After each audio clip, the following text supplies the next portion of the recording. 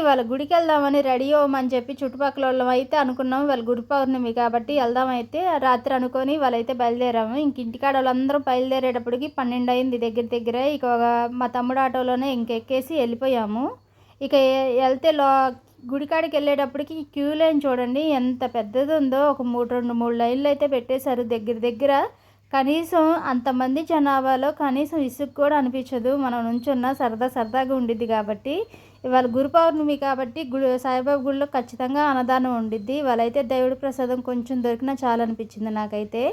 కానీ ఇంతమంది జనాభా చూసేటప్పటికి ఎప్పటికైద్దో ఏమో అనుకున్నా. ఎమ్మటనే తొందరగానే లోపలికి వెళ్ళిపోయాము. దర్శనం కూడా బాగా జరిగింది మాకైతే. ఇంకా తెలిసిన వాళ్ళందరూ వస్తే మేము మాట్లాడుకుంటూ నిదానంగా వచ్చాము. ఎటు మేము సుల్తానాబాద్లో ఉన్నాం కాబట్టి అందరూ వస్తారు. ఈ గుడి లోపల అయితే వీడియో తీయడానికి కుదరలేదు. మేమైతే దర్శనం బాగా చేసుకున్నాం. జనాభా ఉన్నారు, ఏలంపాట పెట్టారు. ఇక అంతా ఎక్కడోళ్ళు అక్కడ చక్కగా ఎవరు తోచినట్టు వాళ్ళు ఉన్నారు. కానీ ప్రశాంతంగా ఉండిద్ది గుడికి వస్తే మాత్రం. తర్వాత ఇక భోజనాల దగ్గరికి అయితే వచ్చేసాము. భోజనాలు అయితే బాగా టేస్ట్గా అయితే మేము తిన్నాము. ఇవాళ అయితే దేవుడి ప్రసాదం కొంచెం దొరికినా చాలా అనిపించింది.